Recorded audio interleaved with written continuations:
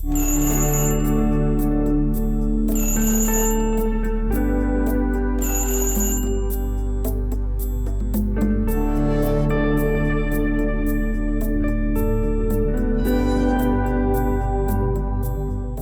noches.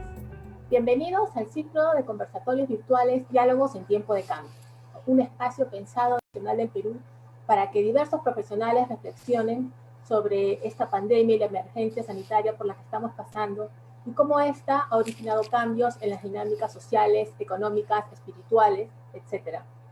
Y también para ver cómo es que esta coyuntura puede significar un cambio de paradigmas que nos obligue a reinventarnos. Yo soy Gina Rivera, educadora y consultora en temas de desarrollo docente y rural. Actualmente investigo sobre las nuevas ruralidades y las nuevas tecnologías como parte de mis estudios de doctorado en la PUC.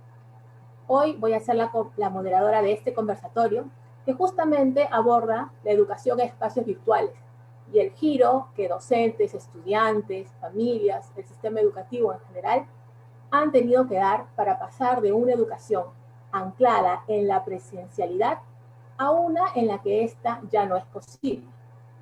Este cambio supone retos y también abre nuevas posibilidades. Para iluminar nuestra reflexión al respecto, hoy tengo el placer de presentar a Roberto Bustamante. Roberto es antropólogo y consultor especializado en educación y tecnologías. Ha sido coordinador de diversos proyectos sobre tecnologías para el CEPES, el IEP y el Ministerio de Educación, resaltando entre ellos su experiencia en Cholonautas y el proyecto de plataformas móviles para mejorar el acceso a la información agraria en el Valle de Huaral. Roberto, bienvenido. ¿Qué tal? ¿Cómo están todas y todos? Un gusto tenerte aquí. También es un placer presentar a Giselle Castro. Ella es educadora formada por la Universidad Cayetano Heredia y magíster en la enseñanza de las matemáticas por la Pontificia Universidad Católica del Perú.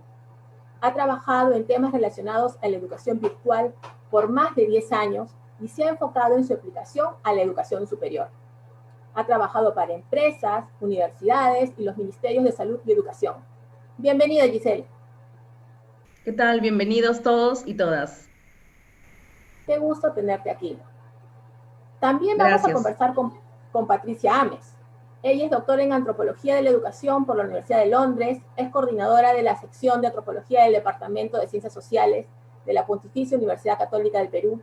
Ha desarrollado diversos proyectos de investigación sobre educación rural, género e infancia y tiene experiencia académica en Canadá y España. Ella nos va a acompañar en el transcurso de esta transmisión. La modalidad de la conversación va a ser la conversación a través de 3 preguntas generales para nuestros participantes y luego podremos tomar preguntas del público. Así que les sugiero que puedan anotarlas en el chat del Face. Iniciamos el diálogo conversando en el orden en que los he presentado. La primera pregunta para los 3, ¿no?, es: ¿cuáles son las principales características, potencialidades, aportes y desafíos de la educación virtual? Te escuchamos, Roberto. Para mí, y lo veo en este periodo de larga cuarentena, el principal problema es el de la autorregulación. Yo creo que no es, yo creo que es bien, el sentido común siempre nos va a llevar a decir que hay un problema de conectividad. Y de hecho sí hay un problema de conectividad y de equipamiento. Pero el tema es cómo hace sostenible un proceso de educación virtual, algunos llaman virtual, otros se refieren a esto como una educación online, pero el tema es cómo hace sostenible un proceso donde la educación presencial prácticamente no se da, ¿no? Tenemos una educación desde hace 60 días completamente mediada por una interfaz, por una pantalla, por una cámara. Entonces, eso produce desafíos para todos, desafíos para los estudiantes, desafíos para los padres y madres de familia, pero sobre todo desafíos para los propios docentes, porque yo creo, viendo lo que está pasando con los docentes en este proceso de cuarentena y con el programa de Aprendo en Casa, que estamos llegando a un punto en el cual algo así como los trucos de magia se van acabando. Entonces, ya los docentes con los cuales converso, en tanto en educación básica como educación superior, se plantean dudas de, oye, ¿ahora qué hago? ¿Cómo hago para mantener este ritmo, esta presión que siento desde los padres y madres de familia? ¿Cómo mantengo la motivación de los estudiantes que hace 2 meses siguen en las mismas dinámicas? Entonces, el gran desafío para mí de lo que voy observando es cómo mantienes esta suerte como de eterno día de la marmota en el cual estamos y estamos mediados a través de todas estas interfaces.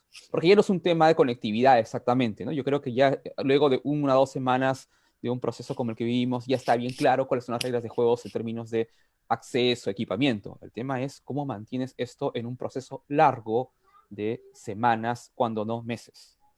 Muy bien, muchas gracias, Roberto. Giselle. Bueno, yo quisiera primero empezar, Gina, haciendo algunas preguntas y poniendo un poco sobre el tapete cómo estamos nombrando actualmente al sistema educativo que estamos brindando. Creo que para todos ha sido un poco difícil determinar qué tipo de educación están brindando. Hemos leído o hemos visto en los diarios o en las noticias por internet titulares como estos, ¿no? Padres exigen a colegios privados mejorar clases virtuales, cómo un docente puede entusiasmar a sus estudiantes, la gran prueba de la educación virtual, colegios y padres de familia enfrentados por clases virtuales, educación virtual, otro mal dentro de la pandemia. Y mi preocupación inicia, y lo pongo justamente ahorita sobre la mesa, tomando en cuenta realmente a qué nos referimos cuando hablamos de educación virtual y saber si se está usando bien o mal el término. Podemos encontrar términos, o yo he escuchado y he leído también en las distintas plataformas de las universidades, sobre todo, y también en algunos colegios se ha hablado de educación a distancia, educación virtual, educación online, educación remota, sincrónico, asincrónico, pero para esto entonces quiero empezar citando a Lorenzo García Aretio, quien es catedrático de la UNED, que es la Universidad Nacional de Educación a Distancia de España, fundada desde 1972, y también Lorenzo es miembro de la Cátedra UNESCO de Educación a Distancia. Él tiene varios documentos publicados. Hay uno de ellos que habla sobre la definición de educación a distancia y cómo este término se ha ido conceptualizando. La educación a distancia, indica él, por distintos actores, especialmente cita a Michael Moore, quien señalaba que la enseñanza a distancia es el tipo de método de instrucción en el que la comunicación entre el profesor y el alumno puede realizarse mediante textos impresos, medios electrónicos, mecánicos o por otras técnicas. Yo, por ejemplo, estudié justamente mi bachillerato, como tú ya habías mencionado, en la Cayetano Heredia, ¿no? Y la forma de estudiar fue que yo iba a la universidad, recogía mis pioners, no sé si alguno ha pasado por esto, recogía los pioners que eran fotocopias o material creado por el docente, iba a casa, hacía tareas y luego regresaba a la universidad a entregar mi trabajo final, ¿no? Y luego tenía que llamar, había una publicación de notas, ¿no? Igual yo llamaba a la universidad para ver y para poder acercarme a revisar mis notas. Así empezó de repente para muchos la educación a distancia. Luego también quiero citar a la UOC, que es la Universidad Abierta de Cataluña, fundada desde 1995 como una de las primeras universidades en línea del mundo. Indica que en situaciones excepcionales, y justamente esto es bien importante, que impiden el normal funcionamiento de las instituciones y centros educativos presenciales, puede verse obligados a tener que adaptar rápidamente la actividad pedagógica a un entorno virtual. Entonces, en esta coyuntura, ellos están utilizando el término de la docencia no presencial de emergencia. Docencia no presencial de emergencia. Ellos explican que ese tipo de docencia se debe tener una respuesta ágil y basada en estrategias flexibles, pero también dicen que es importante que debemos garantizar que se logre el aprendizaje, pero hay que tomar en cuenta que dadas las medidas, ¿no? Y dada lo que están haciendo los profesores, ellos advierten, por ejemplo, que la UOC, la educación virtual que ellos hacen, o el e-learning, o la educación online que ellos hacen y que ofrecen, es una educación que ha sido fruto de años de experiencia, investigación, e incluso ellos tienen un modelo educativo pensado exclusivamente para esta modalidad, para la modalidad virtual, o de entorno virtual, o el e-learning. Entonces, ellos entonces dicen que lo que nosotros estamos haciendo ahora, vuelvo a repetir, es una docencia no presencial de emergencia. Luego también tenemos también averiguado sobre el Centro Internacional de Estudios Superiores en Madrid, y ellos también nos hablan que la particularidad de la educación virtual es que no hay que estar presente en las clases online, ya que estas no existen. Es el alumno el que rige su ritmo de estudio, cuándo estudiar, en qué momento. No hay un timing establecido para asistir a las clases virtuales. Sobre los cursos online precisan que son clases presenciales, pero a través de Internet. Ya llegando a nuestra realidad peruana, ¿no? el Minedu, en nuestro país precisa que la educación a distancia es una modalidad educativa caracterizada por la interacción generalmente diferida en el tiempo y separada en espacio entre los actores del proceso educativo, facilitando algunos recursos para el aprendizaje y un sistema de tutoría, ¿no?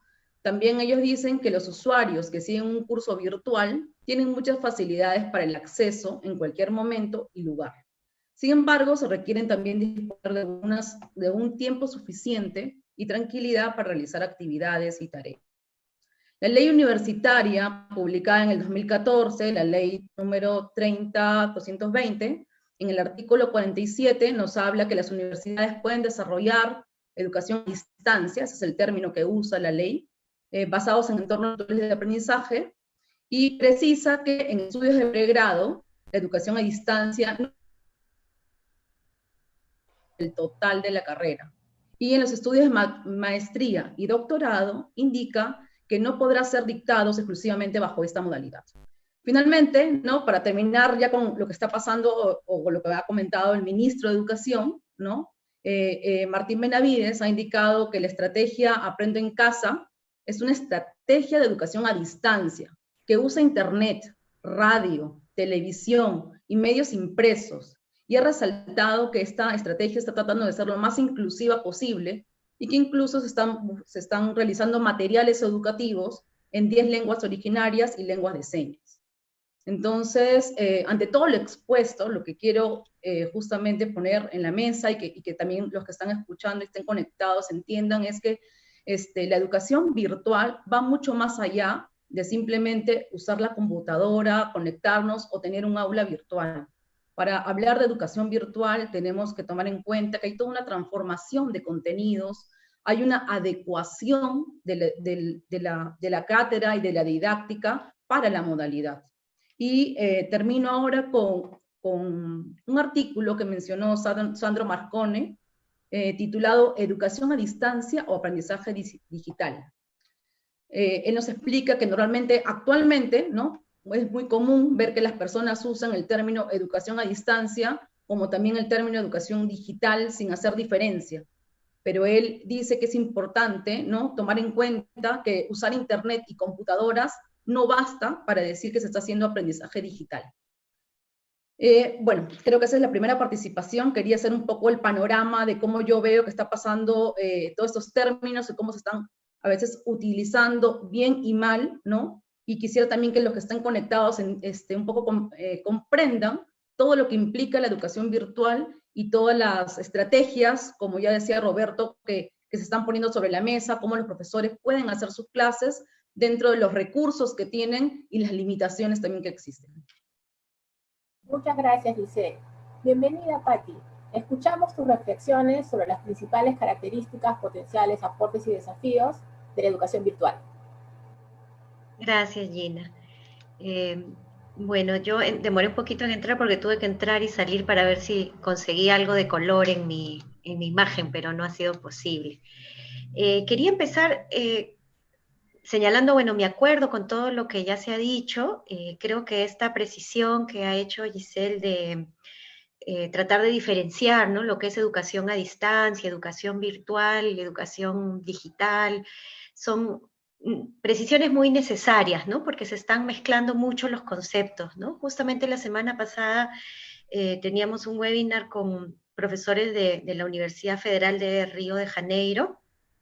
La profesora Edmea de Oliveira, por ejemplo, hacía una distinción bastante clara entre la educación a distancia, que tiene una historia ya de varias décadas, ¿no?, desde los años 50, 60, que busca acercar los materiales educativos o los medios a zonas distantes, por ejemplo, y con ese propósito se inicia, y que puede ser por eso diferida en el tiempo, ¿no?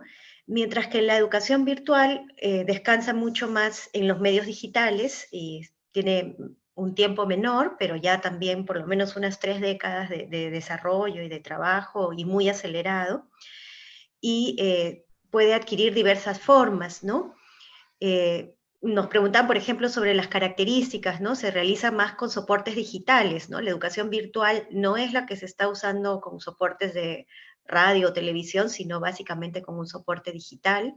Se pueden utilizar formatos sincrónicos y asincrónicos, como decía Giselle, es decir, que uno puede estar como ahora estamos sincrónicamente viéndonos, conversando, teniendo una interacción educativa. Eso es un formato sincrónico, y un formato asincrónico en la educación virtual supone que el docente puede dejar actividades a los estudiantes, ¿no? Un video, una ficha de trabajo, un conjunto de ejercicios que los estudiantes van desarrollando a su propio ritmo, ¿no?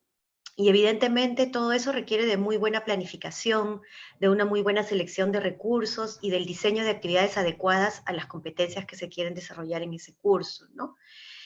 En ese sentido, quería también señalar algunos aportes y potencialidades que tiene la educación virtual, ¿no? Quizás el primer aporte en este contexto es que no requiere la presencialidad, que es justamente lo que no podemos tener debido a la coyuntura, ¿no? Pero hay otros aportes importantes, ¿no? Por ejemplo, favorece mucho el aprendizaje autónomo de los estudiantes porque tienen que organizar su tiempo y hacer las actividades de aprendizaje de acuerdo a la propuesta del curso y del modelo de educación virtual, ¿no?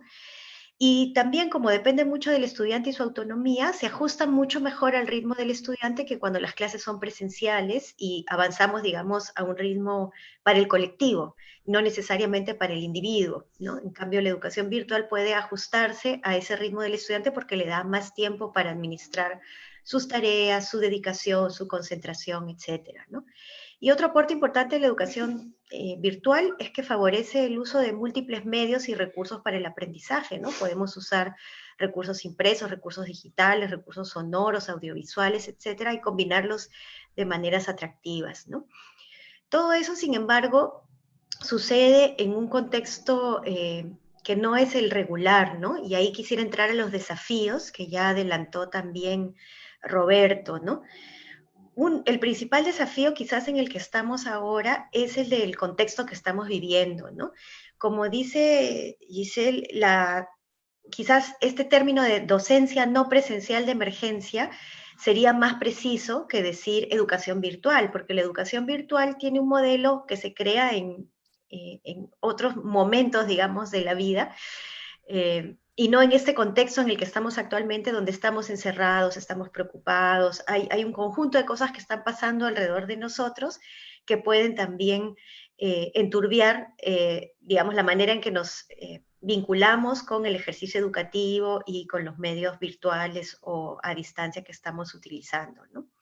Otro desafío muy importante son las múltiples brechas existentes respecto al acceso a digamos, a la conectividad que tenemos en el país, ¿no? Hay varios estudios que muestran, pues, cómo hay mucho más acceso en las zonas urbanas que en las zonas rurales, cómo los hombres tienen mayores accesos y mayor posibilidad de acceder a la tecnología que las mujeres, cómo los niveles socioeconómicos más altos tienen mayor acceso a dispositivos, a servicios, a conectividad que los niveles socioeconómicos más bajos, ¿no? Entonces, tenemos una serie de brechas y desigualdades que existen en nuestro país, que es un gran desafío para aplicar una educación virtual en este contexto, ¿no?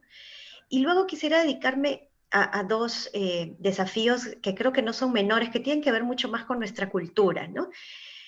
Uno es el prejuicio enorme que hemos podido ver contra la educación virtual en estos días, ¿no? Y Giselle mencionaba, por ejemplo, estos titulares como otro mal en la pandemia, ¿no? La educación virtual.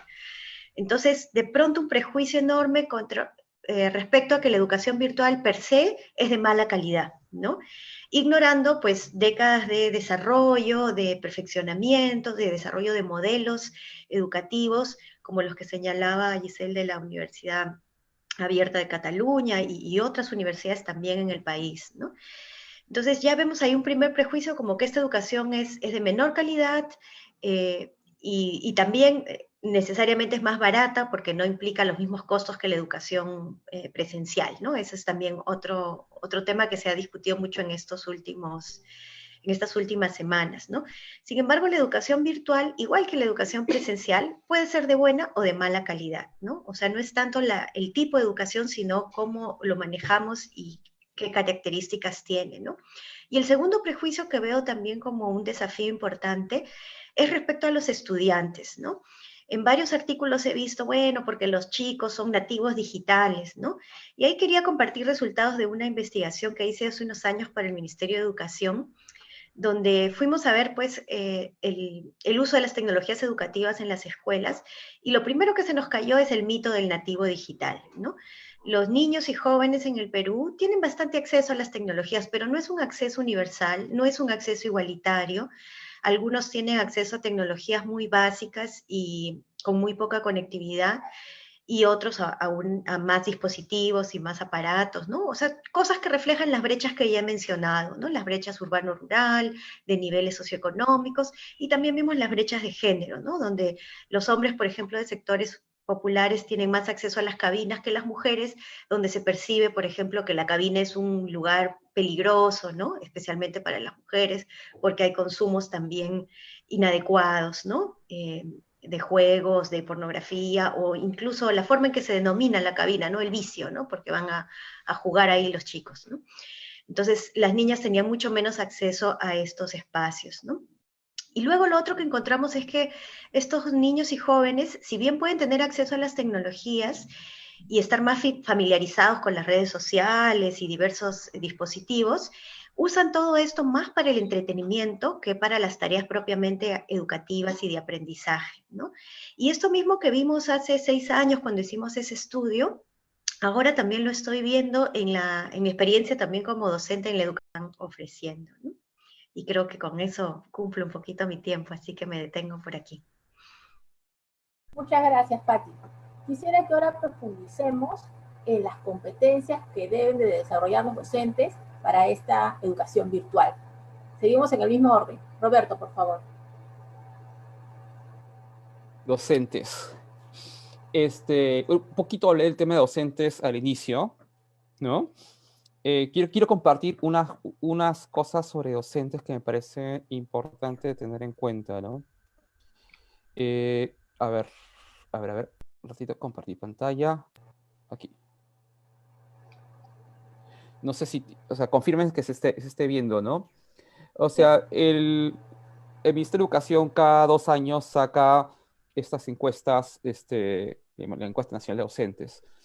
Y hay varias preguntas referidas a al acceso a tecnología. Una cosa que me parece recontra importante señalar es que, claro, o sea, primero tenemos docentes que en su mayoría no han recibido una capacitación sobre un uso pedagógico de las tecnologías, ¿no? O sea, tenemos ahí, o sea, 68% de docentes han señalado en 2018 que no han recibido esa capacitación, entonces que pueden haberse capacitado de una u otra manera, pero para un uso pedagógico no.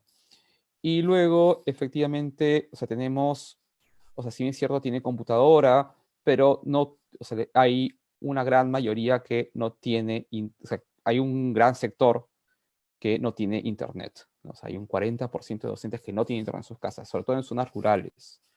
Y eso es todo un desafío para los docentes, es decir, los docentes han tenido que, en este periodo de emergencia, han tenido que buscar muchos recursos, buscar muchas cosas. Los docentes que han planificado toda una estrategia de trabajo en el verano para, para poder prepararse, ¿no? Para estas sesiones presenciales han tenido que, de la noche a la mañana, que tener que traducirlo todo, ¿no? A las sesiones en línea.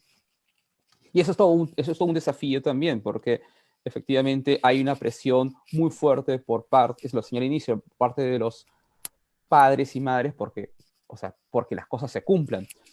Hay un estudio de esta consultora InTarget, realizado por Mauricio Sarabia, bastante bueno, si quieren, búsquenla en internet.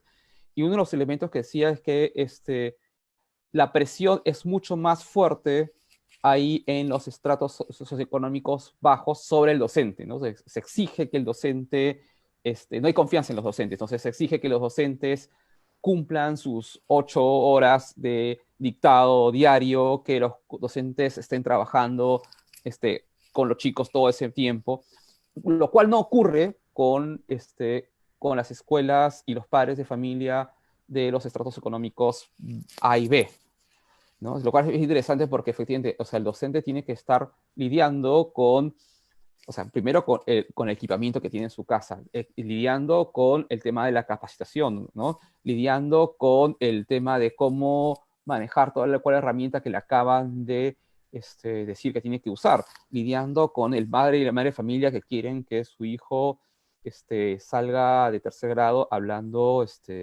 inglés nativo británico.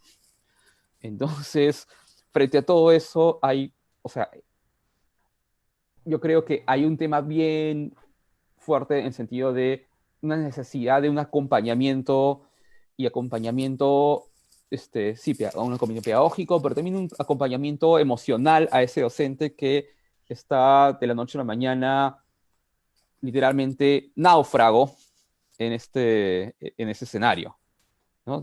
Hablo del docente de escuela de la educación básica. Pero frente a eso, claro, hay procesos reflexivos interesantes. En el último número de Tarea Informa había el comentario de un director de escuela que decía, ok, entonces, o sea, esto es un momento clave para decidir también, o sea, si todo lo que hago como docente realmente importa o debo concentrarme en 3 o 4 cosas que son realmente las importantes. Así, es decir, si tenía todas mis clases pensadas para todo el año, pero en realidad me di cuenta que solo puedo hacer 4 cosas. ¿Con cuáles 4 cosas me quedaría yo para enseñar? ¿No? Entonces, ahí hay varios temas, me parece interesante señalar. Quiero retomar lo que también planteó Patti hace un rato, ¿no? Ese tema de la ruptura de mitos. Yo creo que una de las cosas también interesantes de todo esto es que el docente se le está hablando todo el tiempo de ser una suerte de inmigrante digital, los nativos digitales son los chicos son los que manejan mejor las tecnologías, pero o sea, la que a mí me parece bien bacán de todo esto es que los docentes están demostrando una capacidad de resiliencia y de aprendizaje enorme y que se dan cuenta que incluso en el manejo de ciertas herramientas son mucho más duchos que chicos que supuestamente nos vendieron la idea habían nacido con la tablet bajo el brazo. Muchas gracias, Roberto. Te escuchamos, Giselle. Ok. Sobre las competencias del docente, yo creo que para mí la competencia más importante es la de gestión del conocimiento. Incluso esta competencia de gestión del conocimiento está considerado dentro de los pilares de la política de modernización de gestión pública del país, ¿no? Considero que ahora el conocimiento no solo está cambiando rápidamente con las nuevas investigaciones, los nuevos desarrollos y la rápida difusión de las ideas y las prácticas a través de Internet, sino que también ahora las fuentes de información están aumentando y con mucha fiabilidad y con mucha validez de la información. Por lo tanto, el conocimiento que un ingeniero, por ejemplo, aprende en una universidad puede rápidamente tornarse obsoleto. Hay tanta información ahorita sobre salud, ¿no? Que de repente un médico también que está estudiando su carrera también se va a dar cuenta que lo que ahora lleva también va a tener que actualizarse mucho constantemente, ¿no? Entonces, he citado solo 2 carreras, pero creo que lo mismo pasa en muchos de los ámbitos de las distintas carreras que podrían haber o podrían formarse las personas. Lo que yo creo que es importante es que el docente pueda tomar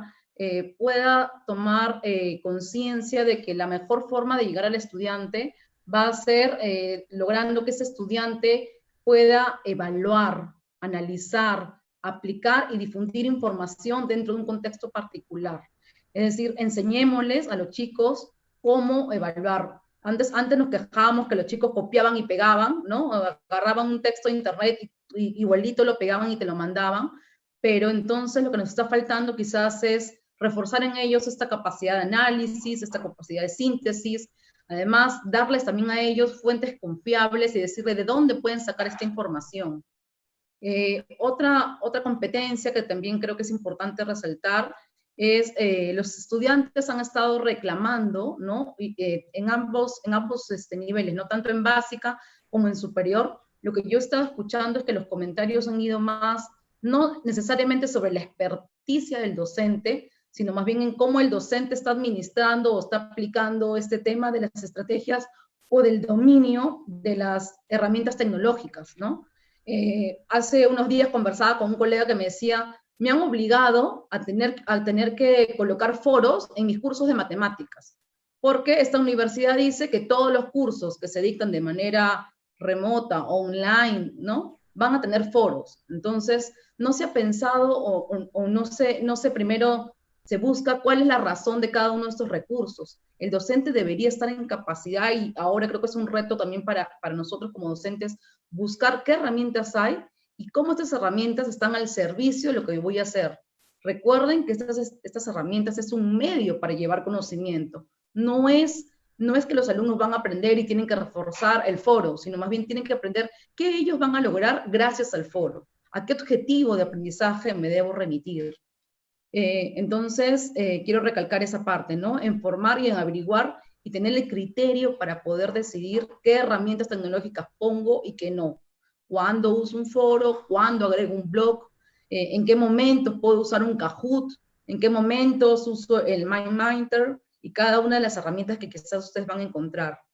Luego también acerca de las tecnologías, algo importante también y que también quisiera resaltar es que no solamente nos limitemos a usar las herramientas que la plataforma o el aula virtual que tenga el colegio, la universidad, si es que lo tuviera, tienen, ¿no? En el caso de muchas universidades a nivel nacional tienen plataformas denominadas aulas virtuales y en las plataformas ya cuentan con herramientas. Hay que tomar en cuenta que podríamos también usar tecnologías libres, ¿no? Que también pueden darle ese condimento y esa alegría y esa competencia a la clase, ¿no? Me imagino que muchos de ustedes han escuchado acerca de Kahoot, de Quizzes, de Mentimeter. Ayer incluso descubrí una herramienta que se llamaba Jeopardy Labs, ¿no? Y deben haber muchas más y existen muchas más, pero yo los invito también a que ustedes las busquen, exploren con ellas y puedan aplicar un poco más de esto en la parte de la interactividad.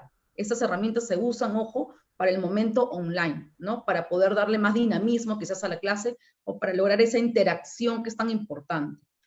El uso de medios sociales también me parece importante. Los docentes tienen que valorar dónde están los alumnos. Los alumnos están muy metidos en las redes sociales. Entonces, bueno, en educación superior es básico, por ejemplo, o ya se conoce que los chicos forman un grupo de WhatsApp para poder mandar por ahí o notificarse de algunas cosas del curso, ¿no? Entonces, ¿cómo podemos usar el WhatsApp no solamente para notificar cosas, sino también para enviar contenido, ¿no? Por ejemplo, también pensaba en cómo utilizar el Twitter, que parece algo, pero el Twitter para educación, claro que sí. Podríamos crear un hashtag en la clase, ¿no? Por clase incluso podríamos denominar un hashtag y que los alumnos tengan que tuitear, ¿no? Durante la clase, según lo que van escuchando del profesor, por lo menos 2 ideas principales. Y que en esas ideas usen el hashtag. Y yo con eso podría evaluar estos comentarios, estos tweets que ellos están haciendo y podría darles puntos adicionales. De esta manera, incluso si alguno ya lo ha aplicado, se va a dar cuenta que en el Twitter se va creando, utilizando esta nomenclatura, se puede ir generando incluso un resumen de la clase según lo que los alumnos van posteando, ¿no? Yo pensaba también tengo una niña de 9 años que es adicta al TikTok, como me imagino que muchos de los niños que están en casa, y pensaba cómo el TikTok podría ser utilizado para las clases. Yo me imaginaba mucho a las profesoras de educación inicial y decía, oye, pero claro, ellas pueden por el TikTok hacer canciones o hacer determinadas dinámicas que los alumnos pudieran ver y podrían repetir, ¿no? También pensaba en que el TikTok se podría usar de repente en el área de comunicación para que ellos creen versos, ¿no? Creen versos y los reciten de alguna manera creativa o creen algunas rimas. Son por algunas de las cosas que he estado ahora justamente reflexionando sobre el uso de estas redes sociales en servicio de la educación. Y por último, también no sé si todos conocen, pero existen los famosos REA. Los REA son los recursos educativos abiertos. Y quiero compartir con ustedes algunos de los principales REA. De repente, permítanme un momento que comparto la foto. Ok, ¿me confirman, Gina, si ya lo ven? Sí. Ok, entonces estos recursos educativos abiertos son recursos que las universidades o que algunos estamentos, por ejemplo, por ahí he puesto de productos multimedia que ha desarrollado el Departamento de Cultura de Cataluña, ¿no? He puesto les hablé en la primera pregunta acerca de la universidad, de la UOC, de la Universidad Abierta de Cataluña también, y esta universidad tiene un repositorio de recursos multimedia. Estos recursos educativos abiertos están disponibles, se comparten y están disponibles, obviamente previa aprobación del profesor, pero se comparten con la comunidad. ¿Y por qué se comparten? ¿Cuál es el objetivo? Yo imagino que ustedes, por ejemplo, siempre citan a determinada persona o ya saben a quién van ustedes a colocar en sus referencias. Entonces, compartir estos recursos educativos, que pueden ser videos, pueden ser audios, pueden ser podcasts, pueden ser algunos incluso documentos para imprimir a modo de fichas y trabajar. Todos estos recursos educativos se comparten a la comunidad y tienen usualmente citado una licencia de Creative Commons. Estas licencias ayudan a compartir conocimientos, están estandarizadas a nivel mundial, ¿no? Y se pueden utilizar, y la idea es que tú compartas el conocimiento y te permite entonces decir que la otra persona lo puede utilizar de repente, para fines comerciales, para fines no comerciales. Pueden usar esto como una obra derivada, ¿no? O sea, pueden crear algo más a partir de esta experiencia, pueden dar otra obra o puedes generar otro documento parecido a este. Entonces, yo justamente también quería compartir, he puesto en la pantalla algunos, ¿no? Porque por ahí a veces uno los menciona, pero luego me preguntan cómo se escribía, cómo era. He tratado también de ponerles algunos enlaces para que ustedes puedan explorar y puedan ver que como docentes no tenemos que inventar la pólvora. Hay videos, hay audios, según como lo que ustedes vean que va funcionando con sus alumnos. También les pido que exploren diversas estrategias, ¿no? Algunos alumnos son más auditivos y sería importante entonces mandarles audios. Algunos alumnos se les graba mucho más cuando les paso videos cortos, busquemos videos. A algunos les gusta mucho leer, entonces mandemos lecturas. Pero todo esto tomamos en cuenta entonces que busquemos recursos que respondan a los diferentes estilos de aprendizaje de los alumnos, pero que además tampoco los atosiguemos con tantos recursos. Esta semana, por ejemplo, yo he recibido muchos comentarios o preguntando justamente el feedback a algunos alumnos universitarios y cómo te va, qué tal las clases, me decía, oye, ahora me dejan mucha más tarea, mucho más trabajo, mucho más que leer que en lo presencial, y me siento desbordado, ¿no? Y hay que también tener ahí, hay que justamente buscar el equilibrio en qué tanto dejamos, qué tanto el alumno podría leer. Tomen en cuenta que el alumno no solamente lleva un curso, lleva varios en paralelo. Mi hija de 9 años, por ejemplo, a veces está toda la tarde conectada realizando tareas. Y yo la veo que hay un momento en la tarde en que ella dice, mamá, estoy cansada, porque empezó a las 8 de la mañana sus clases, 8:15, de manera online, terminan como a las 11, pero ahí se queda trabajando tareas. Y está estudiando hasta las 6, 7 de la noche. Y tú dices, pero si antes iba a la escuela y no estudiaba tanto, pero ahora bajo esta modalidad, entonces, ¿qué ha pasado, no? Hay que ir buscando y regulando qué tantas tareas dejamos, qué tanto material brindamos, y tomemos en cuenta, yo siempre digo, cuando terminemos una clase, en dejar material de lectura obligatorio y también contemplar material de lectura complementario, ¿no? Y señalar cuáles son sus usos. O sea, lo obligatorio tienes que leerlo sí o sí. Pero si quieres profundizar en alguno de los temas o crees que te falta algún contenido, entonces enfatiza luego, ¿no? Enfatiza luego en poder leer o en mirar estos recursos que he compartido contigo.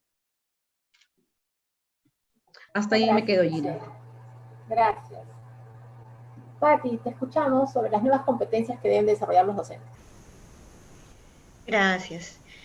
Bueno, coincido con Giselle en que la gestión del conocimiento es muy importante, ¿no? Y quizás empezaría con lo último que ella ha mencionado, esto de, creo que una de las competencias que desarrollar el docente es aprender a buscar e indagar qué recursos existen a la mano para este trabajo, ¿no?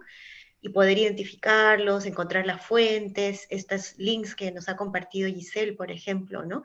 A veces es un poco abrumador pensar que tenemos que producirlo todo, ¿no? Nuestros videos, nuestros materiales, nuestras fichas, ¿no? Cuando en Internet hay cualquier cantidad de recursos ya disponibles y abiertos que pueden ser usados y adaptados también al trabajo que nosotros queremos hacer con nuestros estudiantes, ¿no? Entonces ahí hay una primera competencia importante que es indagar, buscar y seleccionar, ¿no? Estos diversos recursos y que pueden ser en distintos formatos, ¿no? Audiovisuales, sonoros, etcétera, ¿no?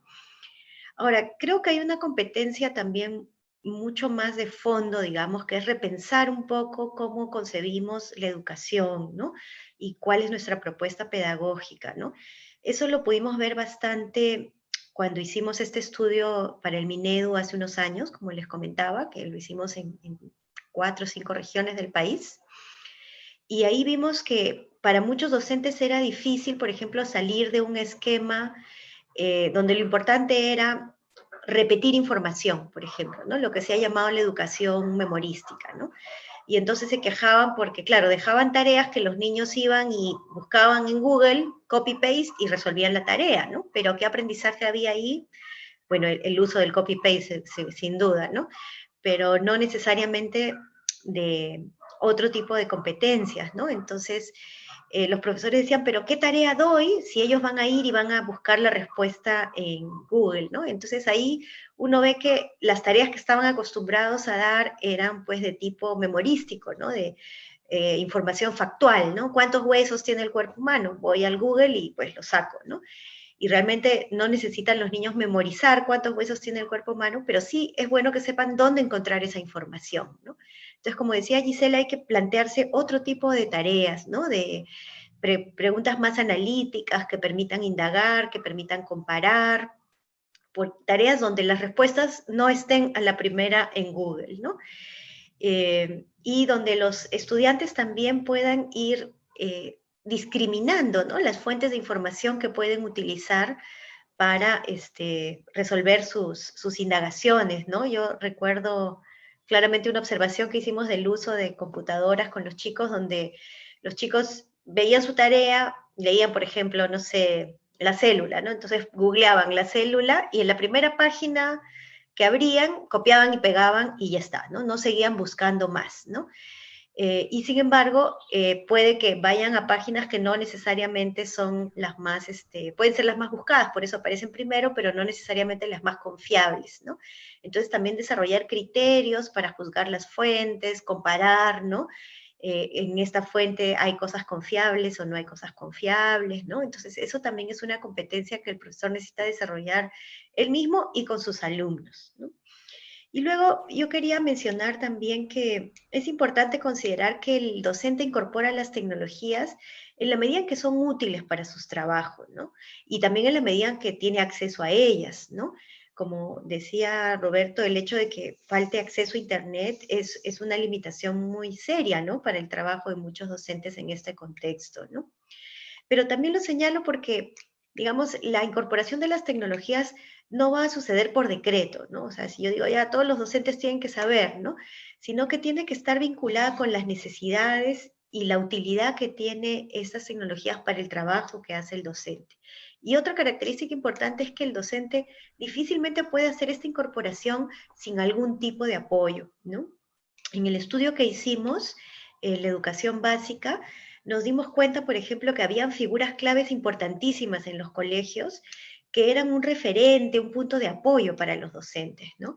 En algunas escuelas, por ejemplo, era el docente del aula de innovación pedagógica, el famoso DAIP, que seguramente algunos de ustedes conocen, ¿no?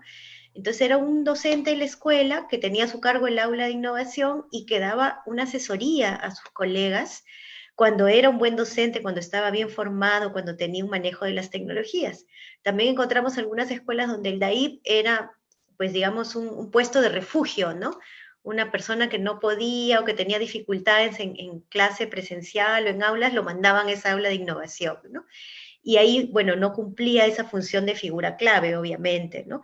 En otras escuelas eran otros los puntos de soporte, ¿no? Un director o un subdirector muy entusiasta o que conocía mejor las tecnologías, un profesor que tenía más conocimientos o más capacitaciones, ¿no? Pero lo que quiero resaltar es que es fundamental en cualquier comunidad educativa, escuela o universidad, tener esos puntos de apoyo, esos puntos de referencia a quienes podamos recurrir cuando surge algún problema, alguna confusión técnica, cuando necesitamos resolver algo, o que nos ayude también a orientarnos dónde buscar, qué herramientas usar, etcétera, ¿no? Yo creo que en eso hay que, digamos, la idea que hubo con los DAIP fue muy importante y habría que ver cómo se ha sostenido y cómo se engarza también en la nueva estrategia de Aprendo en Casa, ¿no? Y finalmente quería mencionar también que me parece fundamental el tema de la continuidad, no solo en la formación continua, sino en la formación inicial, ¿no? Ya cuando hicimos ese estudio que les menciono hace 6 años, veíamos muchos docentes en las aulas que en su formación inicial nunca habían sido capacitados en el uso de tecnologías. Y pensábamos que si cuando se lanzó el proyecto Huascarán, ¿no?, de digitalización en las escuelas, se hubiera empezado también un proyecto de educación en tecnologías a los estudiantes de docencia, o sea, los futuros docentes, hoy ya tendríamos 4 o 5 generaciones de profesores egresados que han sido formados con un manejo de TIC. Si hubiera sido, quizás no con Huascarán, pero con una laptop por niño, que empezó en el 2008, ya tendríamos 3 o 4 generaciones de docentes que han sido formados con ese enfoque de uso de las tecnologías, ¿no?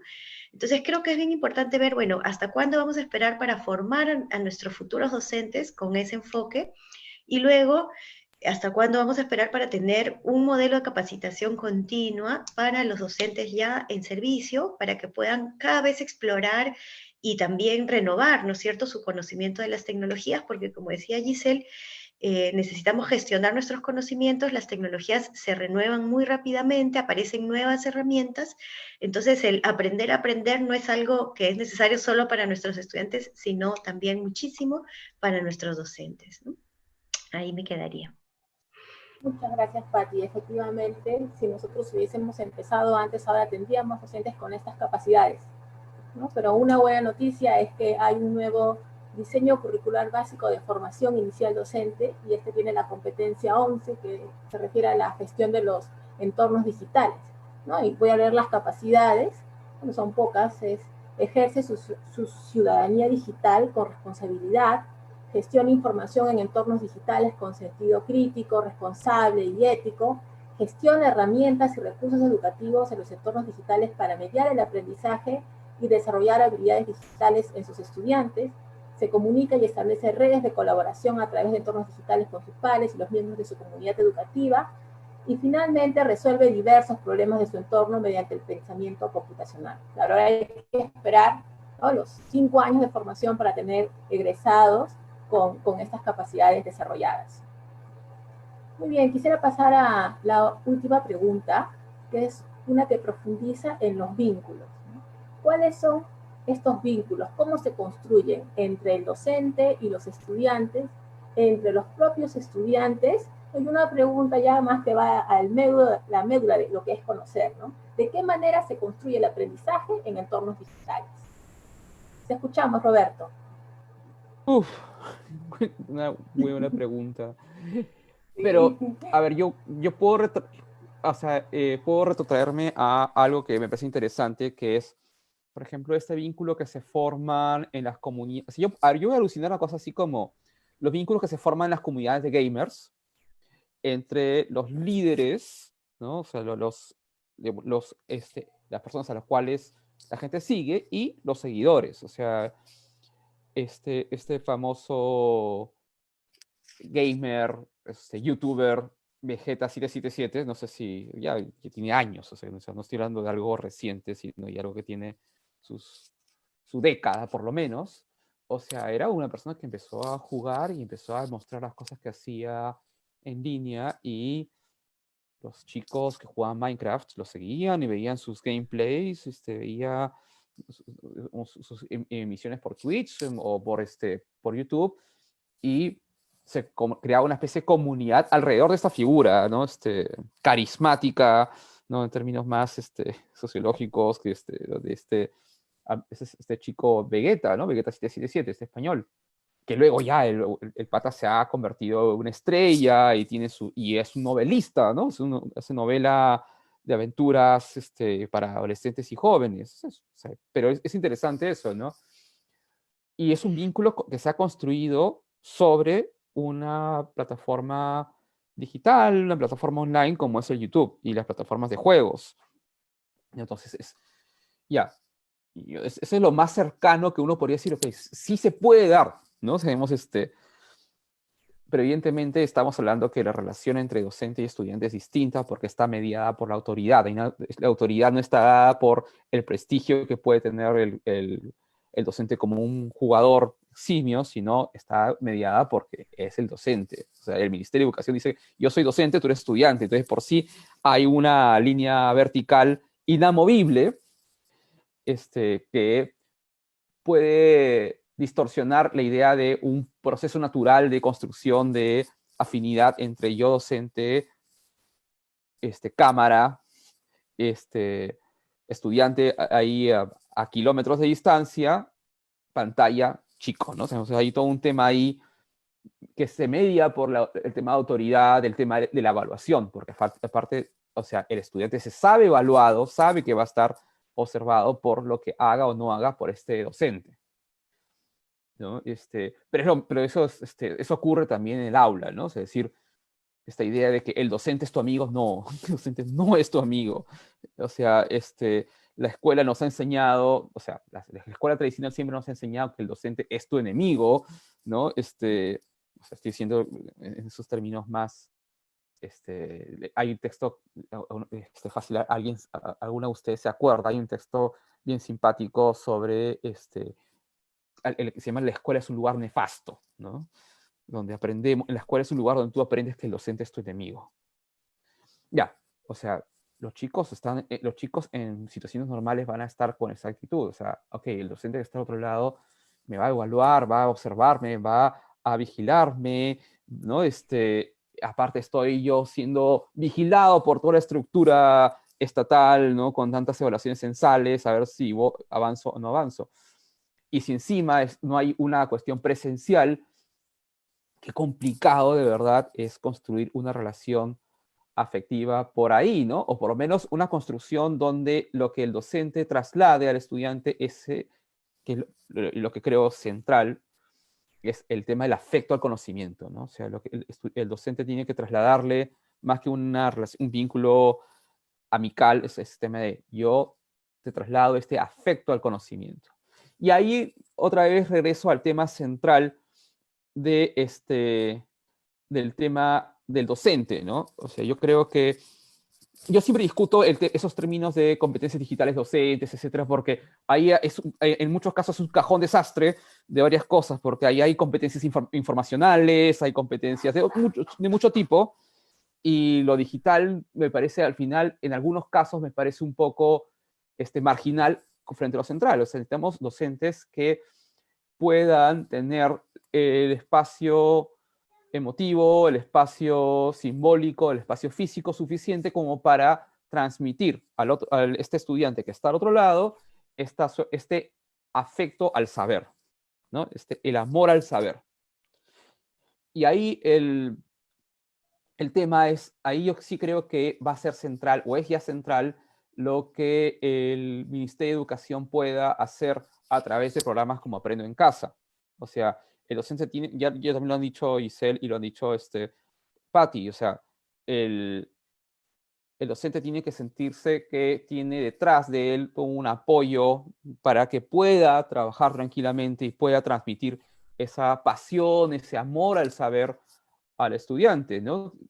Y lo que al final quede es que a pesar de que estamos en cuarentena, a pesar de que estamos con los recursos disminuidos, porque efectivamente no tenemos acceso no tenemos acceso a la calle, no tenemos acceso a un parque para observar nada, en muchos casos ni siquiera tenemos acceso a una ventana amplia o a un balcón para ver la naturaleza, o sea, podemos todavía, a pesar de todo eso, trasladar este amor al saber. y debería ser como lo central en este proceso, ¿no? Y creo yo que el esfuerzo principal que se debe dar es cómo hacemos que el docente pueda construir ese vínculo de transmisión, de transferencia, de amor al saber en este tiempo. Lo digital ahí, a mí me parece que, o sea, plantea otro reto, porque efectivamente ahí se abren nuevas preguntas, porque, o sea, el docente va a estar tiene que jugar mucho con esa doble velocidad, ¿no? O sea, el tema de transmitir el amor-conocimiento y al mismo tiempo saber dónde está el botón para silenciar a todos en el Zoom, ¿no? Porque efectivamente los chicos no saben cómo autocensurarse, ¿no? Y van a decir, profesora, profesora, profesora, profesora, 50.000 veces, y pobre profesora, que no la envidio para nada. Pero claro, es cómo lidias con todas esas cuestiones a la vez, ¿no? Cómo lidias con el hecho de que efectivamente ya no puedes decirle a un chico, sal a la calle a mirar a ver si encuentras, sal al parque el fin de semana a ver si encuentras un cuculí, sino ahora tienes que decirle, mira, buscas en Google cuculí y a ver cómo también le transmites la idea de, efectivamente, o sea, eso es, qué bacán que has encontrado eso, qué bacán que explores estos lugares, a ver, explorar estas otras cosas. Eso es lo complicado también, y luego que me regresa otra vez al tema del reto, ¿no? O sea, necesitamos docentes que tengan la suficiente espalda para soportar todo este gran proceso para poder construir, otra vez, regresando a tu pregunta, estos vínculos entre docente, estudiante y conocimiento, ¿no? En esta tríada. Muchas gracias, Roberto. Escuchamos tus reflexiones, Giselle. Gina, la pregunta es cómo generar vínculos entre docentes y estudiantes e incluso entre los mismos estudiantes. Y creo que aquí para generar vínculo, algo básico que tiene que tener el docente es la empatía, ¿no? Qué importante poder preguntarse cómo el alumno lo está viviendo, cómo el alumno se siente bajo esta cuarentena. Qué importante es ponerse en la experiencia del alumno. Hay un término que se está usando mucho para el área comercial, que es el Customer Experience, ¿no? Que está relacionado con la experiencia del cliente. Y es un curso que incluso me ha tocado virtualizar, y es un curso que en realidad me ayudó mucho a entender que todo proceso que hagamos debemos siempre ponernos en los zapatos del otro y ver cómo él lo está viviendo. Yo veía ahora en la mañana, como les decía, con mi niña de 9 años que se conectaba a clase, veía un niño, por ejemplo, que la profesora le dijo 3 veces que prenda la cámara. Una de las normas parece dentro de este funcionamiento de la clase es que todos tienen que estar con la cámara prendida. Y hay un niño que le pidió que prenda la cámara 3 veces y luego el niño nunca respondió, nunca dijo nada. Yo no sé si la verdad si es que esto ha estado sucediendo siempre, pero sí me pregunto, luego, bueno, sí, Antoinette, le pregunté a Antoinette, que es mi hija, y le digo, Antoinette, ¿y ese niño otras veces sí prende su cámara? Y me decía, no, mami, hace tiempo que no la prende, ¿no?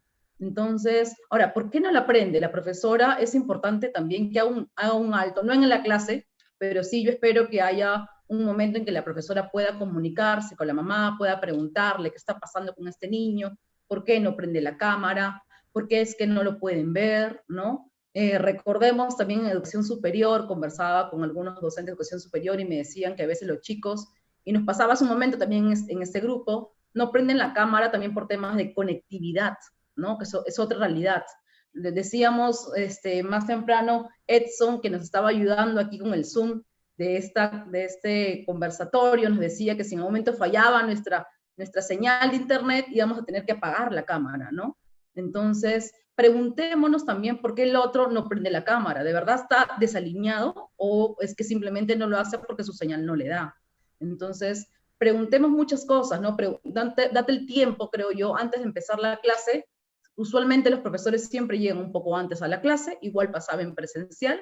Tú llegabas al aula y encontrabas usualmente a 2, 3 personas, bueno, según el curso, ¿no? ¿Y qué hacías cuando llegabas al aula? Me imagino que tú los mirabas y los preguntabas, los saludabas, hola, ¿qué tal? ¿Cómo estás? Roberto, bienvenido. Hola, Patricia. Si a Roberto lo veías decaído, te dabas un momento para acercarte y preguntarle, Roberto, te veo que estás no sé, se te ve demacrado, has trabajado mucho hoy día, o te has amanecido estudiando. Si ves a Patricia que de repente ni te saludaba y estaba totalmente así, mirando hacia abajo, y estaba como que no te prestaba atención, también te dabas un momento para preguntarle, oye, Patricia, ¿qué ha pasado? ¿Estás bien?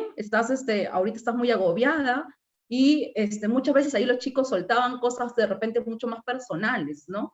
De repente no estaban preocupados por algo netamente académico, sino que habían tenido un problema familiar, habían podido tener una pérdida, les podrían haber robado antes de entrar al aula, no sé, hay un montón de situaciones.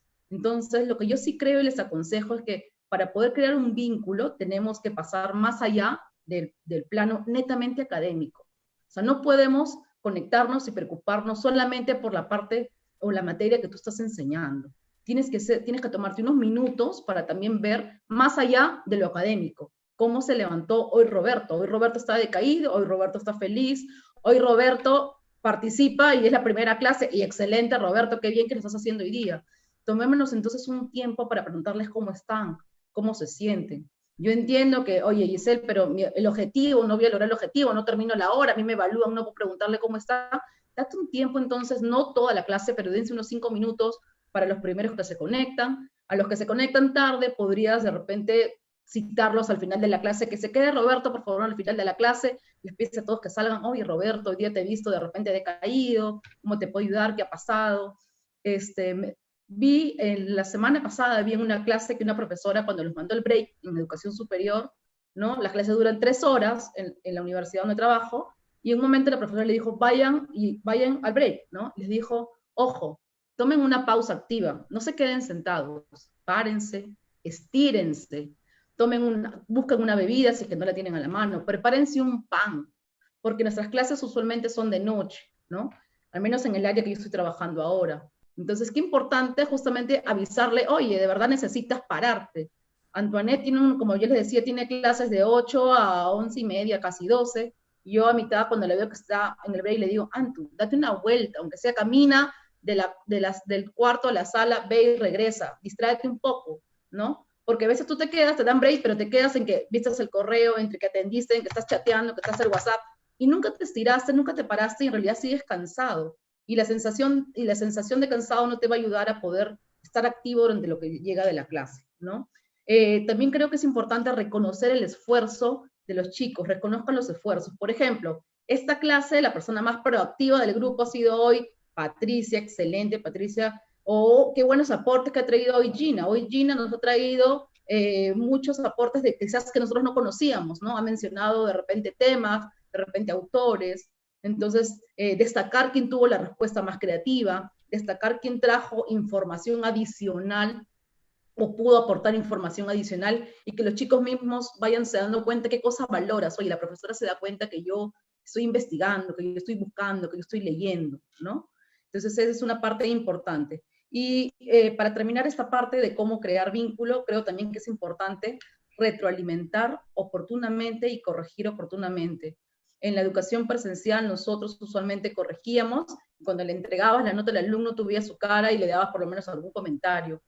Usando ahora la educación con ayuda de algunos recursos tecnológicos, con ayuda de un aula virtual, con ayuda de una herramienta como la que estamos haciendo ahorita, ¿no? Para el meeting, es importante entonces que le puedas entregar las cosas a Roberto, pero que a la vez le digas qué le faltó, cómo lo hizo, qué esperabas, ¿no? Tomes un tiempo para crear un comentario de feedback que sea rico, ¿no? Que sea rico, que no le digas, te faltó A. Así, nada más, pero ¿qué le faltó con A? O sea, dale un poco más de información, bríndale un poco más de detalle.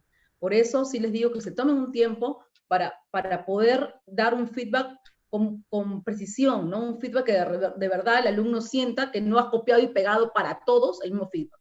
Porque si el alumno se da cuenta que tú copiaste y pegaste para todos, felicitaciones, buen trabajo, felicitaciones, buen trabajo, felicitaciones, oye, esto no tiene nada personalizado. Necesitamos entonces, bajo estas dinámicas, bajo esta coyuntura en que sentimos que todos somos parte de un montón, sí necesitamos personalizar nuestra educación y tener estos comentarios y esta preocupación por el otro, no solamente en el plano académico, sino también en su entorno. ¿Qué está pasando? ¿Qué está viviendo él? Gracias, Giselle. Escuchamos tus reflexiones, Pati. Sí, bueno, concuerdo, creo que ya han dicho casi todo Giselle y Roberto, pero concuerdo que la empatía es fundamental, ¿no? O sea, ya sabemos por varios estudios que el aprendizaje tiene un componente afectivo muy importante, ¿no?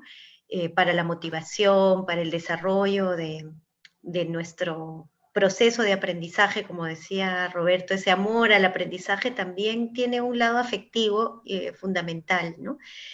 Y si bien es cierto que para muchos de nosotros puede ser difícil, o sea, repensar, ¿no? Cómo construir ese afecto, ese vínculo, cuando no nos podemos ver cara a cara, creo que tenemos que reconocer que no es imposible, ¿no? O sea, que hay muchos ámbitos y espacios de la vida cotidiana antes de esta situación coyuntural donde hemos construido y mantenido vínculos a través de la distancia, ¿no? Y a pesar de las distancias que se nos imponían, ¿no? Por ejemplo, en las familias migrantes, ¿no? Cómo logran mantener una relación a pesar de que las personas están en lugares diferentes, ¿no? Claro, el vínculo en el aula es otro, el de profesor y estudiante, pero no deja de tener un componente afectivo, ¿no? Y ahí la empatía, como decía Giselle, es sumamente importante, ¿no? El preocuparse por cómo están los estudiantes, qué están haciendo, cómo están viviendo esta situación, ¿no? Sin ser invasivos, sin ser sin hacer demasiado público frente a todos, ¿no? Pero encontrar algunos canales de comunicación que permitan ese vínculo, ¿no? Entre profesor y estudiantes.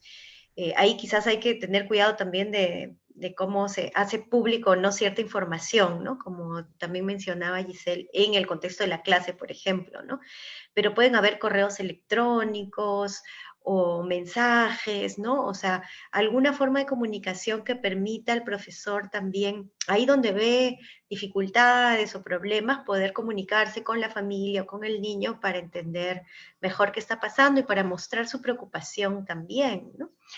Y el otro canal es la retroalimentación, ¿no? La retroalimentación también es fundamental porque, digamos, para lograr esa motivación del niño o del joven o del adolescente que quiera seguir profundizando en el proceso de aprendizaje en el que está, esa retroalimentación que puede hacerle el profesor es crucial, ¿no? Entonces, si yo simplemente hago mi tarea, veo mi video, lleno mi ficha y mando, y no tengo un feedback, como decía Giselle, o un comentario de regreso, una retroalimentación que me permita construir sobre lo que ya he hecho, que me ayude a confirmar que del otro lado de la pantalla hay un interés en el trabajo que yo estoy haciendo, es fundamental, creo yo, ¿no? Quizás más que en el trabajo presencial, donde a veces esa retroalimentación se da con un gesto, se da con una palabra, ¿no? Como decía Giselle, en el momento en que nos encontramos en el aula, pero en el momento virtual quizás necesitamos ser más precisos con nuestra retroalimentación y ayudar a que eso mantenga, construya, fortalezca el vínculo con nuestros estudiantes, ¿no? Yo creo que es muy importante que el estudiante sepa primero que el profesor confía en su capacidad de aprendizaje y que está dispuesto a acompañarlo en ese proceso de aprendizaje, ¿no? Entonces, hoy día estamos en un medio nuevo a través de la televisión, la radio, el internet, pero esa intencionalidad, ¿no? De confianza y de acompañamiento tiene que expresarse de una forma o de otra. Hay diversos canales que podemos utilizar y es fundamental utilizarlos, ¿no? No dejarlos, digamos, en blanco, ¿no? Incluso ¿no? El encontrarnos, ¿no? Cuando yo era niña, en mis fantasías del mundo de ciencia ficción del futuro, pensaba que un día iba a poder hacer una llamada telefónica y ver a la persona en una pantallita, ¿no? Pero eso para mí era fantasía, no era ciencia ficción cuando era niña, ¿no? Y hoy lo hacemos cotidianamente. Entonces también creo que tenemos que reconocer las potencialidades que nos ofrecen algunos medios y algunas tecnologías justamente para retomar de otras maneras esos vínculos que las limitaciones de la presencialidad hoy no nos permiten, ¿no? Pero no renunciar a construirlos porque son pilares fundamentales del aprendizaje, ¿no? Gracias. Muchas gracias, Pati. Tenemos una pregunta del público, no sé cuál de ustedes quisiera responderlas, o dos, o los que quisieran. Ellos quieren saber cuál es el rol de los padres ante este tipo de educación virtual. Yo creo que ahorita el tema de los padres es fundamental, ¿no? Ahorita o sea, este es un escenario bien complejo, ¿no? Yo regreso a lo que también, a las delimitaciones que plantearon Giselle y Patty al inicio, ¿no? O sea, esto es una cosa, es un tipo de escenario educativo muy, muy variado, ¿no? Donde también hay ciertos elementos es algo así como de homeschooling acompañado, ¿no? Donde los padres tienen que, o sea, el escenario ideal es que los padres acompañen a los hijos y a las hijas en sus actividades, que estén al tanto de cómo va el proceso, acompañándolos a los chicos en sus frustraciones, en sus logros. Y ahí es todo un tema porque o sea, los padres, o sea, ahí donde pueden, hacen trabajo en casa o están también con sus propias faltas explicativas, miedos, porque es un escenario de incertidumbre. O sea, entonces, el rol de los padres es también fuerte, es un rol, o sea, importantísimo en este momento, pero también no hay que dejar, no hay que dejar de tomar en cuenta que también, o sea, los padres también están lidiando con una serie de situaciones, ¿no? Y yo creo que también por eso va también mucho en muchos casos se da esta suerte de presión a los docentes porque, o sea, los padres tienen que cargar con sus mochilas, con sus propias mochilas y tienen que también cargar en el sentido más simbólico con el proceso de aprendizaje de los niños y niñas y en muchos casos no lo han hecho en todos estos años. Gracias, Roberto. ¿Quisieran agregar algo más? Patti, Giselle. Yo quisiera agregar que, o sea, creo que en algunos medios también, en algunos comunicados de los colegios, ¿no? Se expresa esta idea de que no se les está pidiendo a los padres que sean maestros, ¿no? O sea, que ese rol lo cumple el maestro, pero sí dependiendo de la edad y de las habilidades de los niños y de sus características, muchas veces ellos van a necesitar un acompañamiento, un apoyo, ¿no? Como ya les dije, a pesar de este mito del nativo digital, hay muchos niños que no están tan familiarizados con el uso de determinados dispositivos, ¿no? Y que tienen que ir aprendiendo para poder cumplir con los requerimientos de esta situación.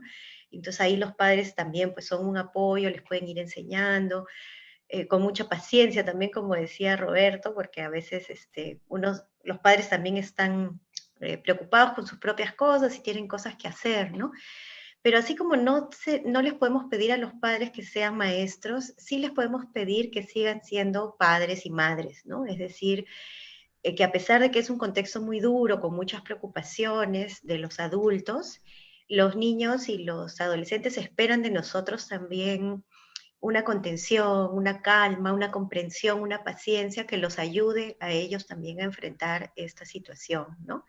Y entonces, si bien puede ser una mochila difícil de cargar, como dice Roberto, eh, digamos, hay que buscar así como fuerzas de donde no hay para enfrentar con calma también, ¿no? Estas demandas, estas exigencias de niños y jóvenes, ¿no? Que se incrementan también por este contexto de encierro y de enfermedad, ¿no? Un detalle, Gina, que también quisiera agregar es que yo estaba pensando que ahorita muchos de los padres están en casa porque estamos todavía con el tema de la cuarentena, cincuentena, ¿no? Estamos todavía sentados en casa. Pero he estado pensando, en caso específico, claro, con mi niña, estoy reflexionando qué va a pasar cuando me toque a mí ya salir a trabajar y Antoinette se quede sola, ¿no? Definitivamente tengo una persona en casa que me ayuda, pero no sé si esta persona puede ayudarla en cuanto al manejo de la tecnología como tal. Por eso también creo que es importante, si hay padres conectados ahorita escuchando, es que se preocupen también en ir formando, ¿no? O ir tratando de ir desarrollando la autonomía en el aprendizaje de los niños, de los adolescentes, ¿no? Sobre todo en este sector, porque entiendo que en superior esto es mucho más fácil, más sencillo, los chicos son mucho más autónomos, pero para quienes tenemos hijos en edad, niños que están en educación primaria, incluso en educación inicial, donde los padres suelen ser creo yo, los primeros educadores, como siempre hemos dicho, ¿no? Hay que buscar las formas de ir capacitando a los chicos para que vayan haciendo solos sus tareas, ¿no? Cómo entras, cómo conectas, si se te acabó la batería, cómo reaccionar, si se me va el internet, qué acción puedo hacer, ¿no? Entonces, no resolverle todos los problemas a los chicos, sino más bien ir buscando cómo ellos también van aprendiendo a solucionar sus propias limitaciones, ¿no? Para que luego, cuando los papás ya no estemos en casa y salgamos a trabajar, o algunos van a salir a buscar trabajo, ¿no? Puedan saber que los chicos se quedan en casa, pero siguen aprendiendo en casa, ¿no? Eso de ahí. Muy bien, muchas gracias a los tres por las distinciones, las precisiones que nos han hecho. Nos hacen recordar que no hay que olvidar los sentidos, ¿no? Para qué se usan las herramientas, no es usarlas por usar. La creatividad, que no hay que perder en estos contextos tampoco, por habernos recordado cuáles son las condiciones que tiene el docente en el cual tiene que ejercer este tipo de educación que el Ministerio le está pidiendo, por la resiliencia que ellos están mostrando ante este contexto, los desafíos económicos y de género que también están atravesando cómo es que los docentes pueden responder y cómo las familias también responden a la educación no presencial, y también por recordarnos cuáles son los prejuicios que se tienen sobre los estudiantes, sobre los docentes, sobre la educación virtual, y que hay que ponerlos sobre la mesa y repensarlos. Les agradezco por todo esto, también les agradezco a las personas que nos han seguido, a los que van a ver esta transmisión más tarde, en otro momento, en otro día, a la Biblioteca Nacional del Perú por este espacio, que es un ciclo de conversatorios. Los invito al próximo, que es el siguiente jueves 21 de mayo a las 7 de la noche, que tratará sobre las reflexiones para el cambio climático, ¿no? Cómo el cambio climático está, cómo esta pandemia y el cambio climático están relacionados. Muy bien, muchas gracias. Hasta una próxima oportunidad.